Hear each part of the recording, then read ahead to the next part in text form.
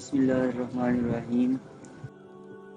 کتاب ہے یہودیت قرآن کی روشنی میں۔ مصنف کا نام سید ابو العلا مودودی رحمۃ اللہ علیہ۔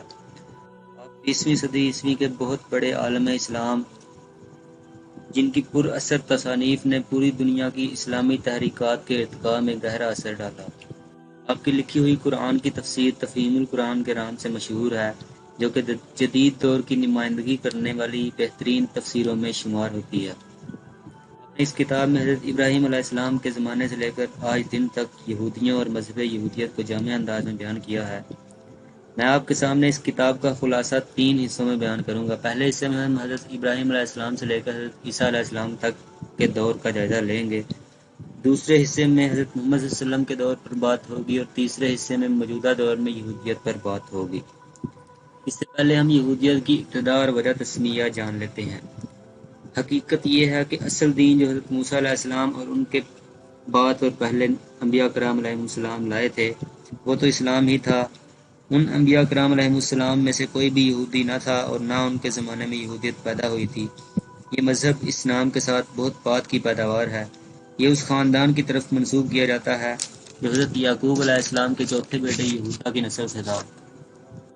اس نسل کے اندر کاہنوں، ربیوں اور احبار نے اپنے اپنے خیالات اور رجحانات کے مطابق عقائد اور رسوم اور مذہبی ضوابط کا جو ڈھانچہ صدہ برس میں تیار کیا اس کا نام یہودیت ہے۔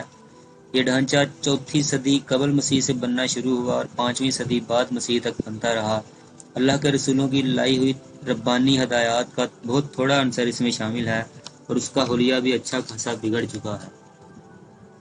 ہم آتے ہیں حضرت ابراہیم علیہ السلام سے لے کر حضرت عیسیٰ علیہ السلام تک کے دور کی طرف۔ جیسا کہ آپ کو معلوم ہی ہے کہ حضرت ابراہیم علیہ السلام نے اپنے بیٹے حضرت اسحاق علیہ السلام کو شام و فلسطین میں، اپنے بھتیجے حضرت لوط علیہ السلام کو شرق اردن میں اور اپنے بیٹے حضرت اسماعیل علیہ السلام کو اندرون عرب میں اپنا خلیفہ مقرر کیا تھا۔ حضرت اسحاق علیہ السلام کی اولاد میں حضرت یعقوب علیہ السلام، موسیٰ، عیسیٰ، داؤد، سلیمان، یحییٰ اور بہت سے انبیاء کرام علیہ السلام پیدا ہوئے۔ حضرت یعقوب علیہ السلام کا لقب چونکہ اسرائیل یعنی خدا کا بندہ تھا اس لیے یہ نسل بنی اسرائیل کہلائی۔ اسی شاخ میں جب پستی و تنزل کا دور آیا تو پہلے یہودیت پیدا ہوئی اور پھر عیسائیت نے جنم لیا۔ بنی اسرائیل کا وسیع و عظیم ماضی اور اللہ تعالیٰ کے احسانات۔ اس قوم کو اللہ تعالیٰ نے بہت سی نعمتوں سے نوازا تھا۔ ہر نبی اور رسول اپنے اپنے دور میں ان کو ہدایت و رہنمائی کرتے رہے اور ساتھ نعمتوں کی فراوانی ہوتی رہی، لیکن ان میں سے زیادہ تر لوگ ناشکری کرتے رہے۔ حضرت یوسف علیہ السلام نے اس قوم کو سچے خواب کے ذریعے بچایا۔ حضرت موسیٰ علیہ السلام کے دور میں اس قوم کو ظالم فرعون سے بچایا گیا اور اس کے ساتھ ان پر من و سلوہ، بارش اور چشموں کی صورت میں رحمت نازل ہوتی رہی۔ سورہ اعراف آیت نمبر 120 میں حضرت موسیٰ علیہ السلام کی قوم پر کیے گئے احسانات کا بیان ہے۔ حضرت داؤد علیہ السلام کو اللہ تعالیٰ نے لوہے کے استعمال میں قدرت عطا کی اور آپ علیہ السلام نے اپنی قوم کو لوہے کا استعمال سکھایا، جس سے یہ قوم پوری دنیا میں زرہ سازی وغیرہ کے لیے نامور ہوئی۔ حضرت سلیمان علیہ السلام کو ہوا پر قدرت دی گئی اور جنات کو آپ علیہ السلام کے لیے مسخر کیا گیا۔ اس کے علاوہ چرند پرند کی زبان بھی سکھائی گئی جس سے یہ پوری قوم فائدہ حاصل کرتی رہی۔ حضرت عزیر علیہ السلام کے پہلے تک ان کی کتاب تورات بالکل بکھر چکی تھی۔ آپ علیہ السلام نے دین موسومی کی تجدید نو کا بہت بڑا کام انجام دیا اور بنی اسرائیل سے از سر نو خدا کی بندگی اور اس کے آئین کی پیروی کا میثاق لیا۔ حضرت یحییٰ علیہ السلام کے ذریعے ان کو توبہ کرنے کا ایک عظیم موقع فراہم کیا گیا۔ آپ علیہ السلام لوگوں سے گناہوں کی توبہ کراتے تھے اور توبہ کرنے والوں کو توبہ کے بعد غسل کا کہتے تھے تاکہ روح اور جسم دونوں پاک ہو جائیں۔ حضرت عیسیٰ علیہ السلام کی معجزانہ پیدائش سے اللہ تعالیٰ نے اپنی قدرت کی عظیم نشانی کا اظہار کیا۔ اس کے علاوہ آپ علیہ السلام کے 4 بڑے معجزات تھے۔ آپ علیہ السلام اللہ کے حکم سے مٹی کا پرندہ بنا کر اس کو زندہ کر سکتے تھے، اندھے کو بینا کر سکتے تھے، کوڑ کے مریض کو تندرست کر سکتے تھے، حتیٰ کہ مردہ کو زندہ کر سکتے تھے۔ یہ سب اس لیے عطا کیا گیا کہ ان کی قوم اللہ کی طرف سے عطا کردہ عظیم نشانیوں کو سمجھے اور اللہ اور اس کے رسول پر ایمان لائے۔ یہود کی احسان فراموشی اور اللہ کی اطاعت سے انکار اور اپنے گناہوں کو برقرار رکھنا۔ فتوے بیچنا۔ یہودی علماء اور درویش شریعت کے فتوے بیچتے تھے، رشوتیں کھاتے تھے اور ایسے ایسے خود ساختہ مذہبی ضابطے ایجاد کرتے تھے کہ لوگ ان سے اپنی نجات خریدیں۔ یہودی اپنے انبیاء اکرام علیہ السلام سے طرح طرح کے الٹے سیدھے سوالات کرتے تھے۔ حقیقت یہ تھی کہ وہ دل سے ایمان ہی نہ لائے تھے۔ علماء یہود نے کتاب اللہ کی اشاعت کو محدود طبقے تک مقرر کر رکھا تھا تاکہ عام عوام کو اس کی ہوا تک نہ لگنے دی جائے۔ بنی اسرائیل کے عقیدہ آخرت میں خرابی آ چکی تھی۔ وہ یہ خیال کرتے تھے کہ ہم جلیل القدر انبیاء کرام علیہ السلام کی اولاد ہیں تو ہم دنیا میں چاہے جو مرضی کریں، آخرت میں ہماری نجات پکی ہے۔ سب سے بڑھ کر ان کا جرم یہ تھا کہ وہ اپنے انبیاء کرام علیہ السلام کو شہید کر دیتے تھے، نعوذ باللہ، اور پھر فخریہ انداز میں اس جرم کا اعتراف بھی کرتے تھے۔ سورہ بقرہ آیت نمبر 61 میں اس چیز کا ذکر ہے۔ وہ اپنے انبیاء کرام علیہ السلام پر خطرناک قسم کے الزامات لگایا کرتے تھے۔ ان کے ہاں خدا کے احکامات کے خلاف خود ساختہ جنگ کے قوانین اور مقاصد تھے جو ظلم پر مبنی تھے۔ حضرت عزیر علیہ السلام کو اللہ کا بیٹا قرار دیتے تھے، نعوذ باللہ۔ ان سب گناہوں کا نتیجہ اللہ کے ان گنت احسانات کے باوجود اس قوم کی مسلسل نافرمانیوں اور عظیم گناہوں کے عوض اللہ کی طرف سے اس قوم پر عذاب بھی نازل ہوتے رہے اور پوری دنیا کی نظر میں وہ قوم زوال پذیر اور ذلیل و خوار بھی ہوتی رہی۔ سورہ بنی اسرائیل آیت نمبر 4 میں ارشاد باری تعالیٰ ہے کہ ہم نے اپنی کتاب میں بنی اسرائیل کو اس بات پر بھی متنبہ کر دیا تھا کہ تم 2 مرتبہ زمین میں فساد عظیم برپا کرو گے اور بڑی سرکشی دکھاؤ گے۔ پہلے فساد کی سزا 587 قبل مسیح میں بخت نصر نے سخت حملہ کر کے تمام چھوٹے بڑے شہروں کی اینٹ سے اینٹ بجا دی۔ یروشلم ہیکل سلیمانی کو اس طرح پابند خاک کیا گیا کہ اس کی ایک دیوار بھی باقی نہ رہی۔ دوسرے فساد کی سزا رومی سلطنت نے 70 عیسوی میں ایک سخت فوجی کارروائی کر کے بزور شمشیر یروشلم کو فتح کر لیا۔ ہیکل سلیمانی کو دوبارہ مسمار کر کے پابند خاک کر دیا گیا۔ اس کے بعد فلسطین سے یہودی اثر و رسوخ ایسا مٹا کہ 2000 برس تک اس کو پھر سر اٹھانے کا موقع نہ ملا اور یروشلم کا ہیکل مقدس بھی پھر تعمیر نہ ہو سکا۔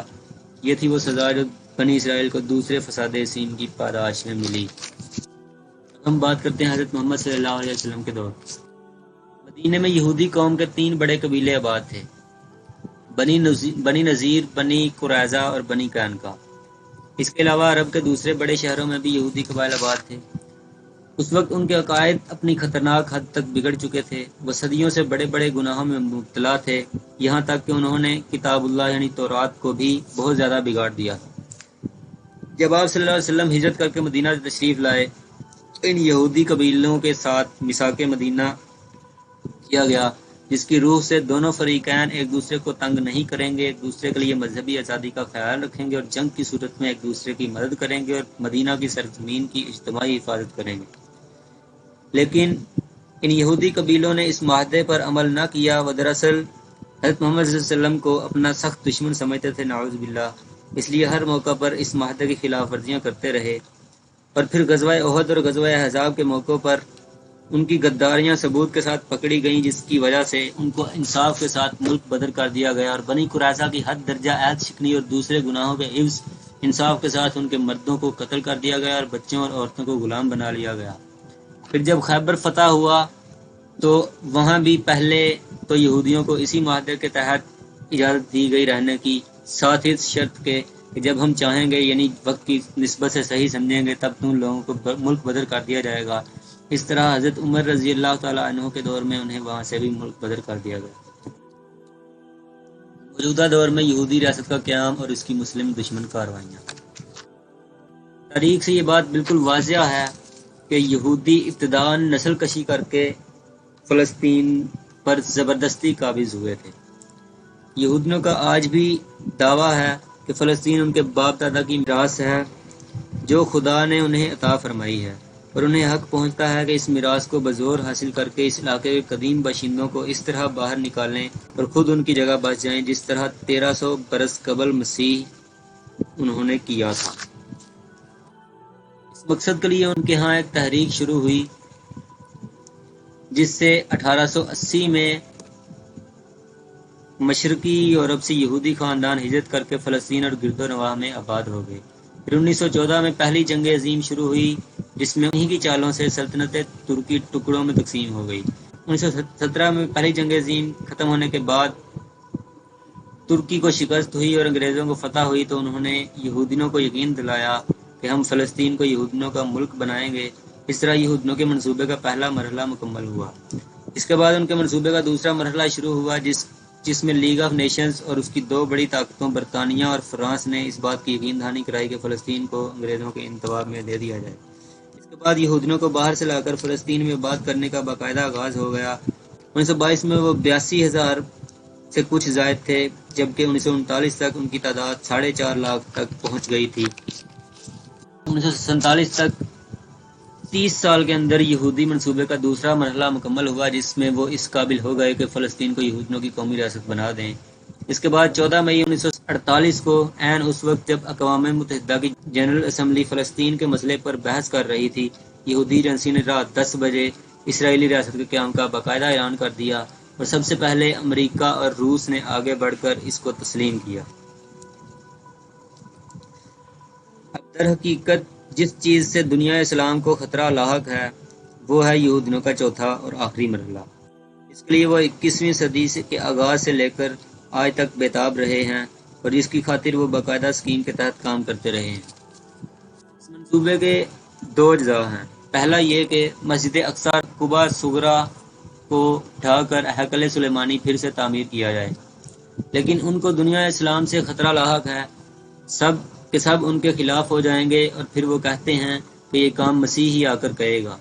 اب ادھر واضح رہے کہ مسلمان اور عیسائی تو حضرت عیسیٰ علیہ السلام کو مسیح مانتے ہیں، جبکہ یہودی ان کا انکار کرتے ہیں اور کہتے ہیں کہ ابھی وہ مسیح آئے گا اور وہ ابھی تک مسیح کی آمد کا انتظار کر رہے ہیں، اور ان کا یہ مسیح وہی ہے جسے حدیث میں رسول اللہ صلی اللہ علیہ وآلہ وسلم نے دجال قرار دیا ہے۔ اس منصوبے کا دوسرا جز یہ ہے کہ میراث کے ملک پر قبضہ کیا جائے۔ اسرائیل کی پارلیمنٹ کی پیشانی پر یہ الفاظ درج ہیں کہ اے اسرائیل تیری سرحدیں نیل سے فرات تک ہیں۔ اس کی روح سے اسرائیل جن علاقوں پر قبضہ کرنا چاہتا ہے ان میں دریائے نیل تک مصر، اردن، شام، لبنان، عراق کا بڑا حصہ اور ترکی کا جنوبی علاقہ شامل ہے، اور جگر تھام کر سنیے مدینہ منورہ تک حجاز کا بالائی علاقہ شامل ہے۔ اگر دنیا عرب اور دنیا اسلام اسی طرح خاموش اور کمزور پڑی رہیں تو پھر بحکم خدا ہمیں وہ دن بھی دیکھنا پڑے گا جب یہ دشمنان اسلام اپنے ان ناپاک ارادوں کو پورا کرنے کے لیے پیش قدمی کر بیٹھیں۔ اس کتاب کے آخر میں ایک بات کہی گئی ہے کہ دنیا میں خدا کے بندوں کو گمراہ کرنے کے لیے جو تحریک بھی اٹھتی ہے اکثر اس کے پیچھے یہودی دماغ اور یہودی سرمایہ نظر آتا ہے، اور راہ حق کی طرف بلانے کے لیے جو تحریک بھی شروع ہوتی ہے اکثر اس کے مقابلے میں یہودی سب سے بڑھ کر مزاحم بنتے ہیں۔ ان حقائق کے سامنے آ جانے کے بعد وقت کی ضرورت یہ ہے کہ نہ صرف مسجد اقصی بلکہ مدینہ منورہ کو بھی آنے والے خطرات سے بچانے کے لیے تمام دنیا کے مسلمانوں کی طاقت کو اس یہودی خطرے کا مقابلہ کرنے اور اسلام کے مقامات مقدسہ کو مستقل طور پر محفوظ کرنے کے لیے مجتمع کیا جائے۔ دنیا میں اگر یہودی ایک بڑی قوت ہیں تو مسلمان بھی ان کے مقابلے میں بہت بڑی قوت ہیں۔ سب اسلامی ممالک کے سربراہان اگر سر جوڑ کر بیٹھیں اور روئے زمین کے ہر گوشے میں بسنے والے مسلمان ان کی پشت پر جان و مال کی بازی لگا دینے کے لیے تیار ہو جائیں تو اس مسئلے کا حل کر لینا کچھ زیادہ مشکل نہ ہوگا۔ اللہ پاک اسلام اور مسلمانوں کو تا قیامت شاد باد رکھے، متحد رہنے کی توفیق عطا فرمائے اور اسلام کے دشمنوں کو اور ان کے عزائم کو نیست و نابود فرمائے۔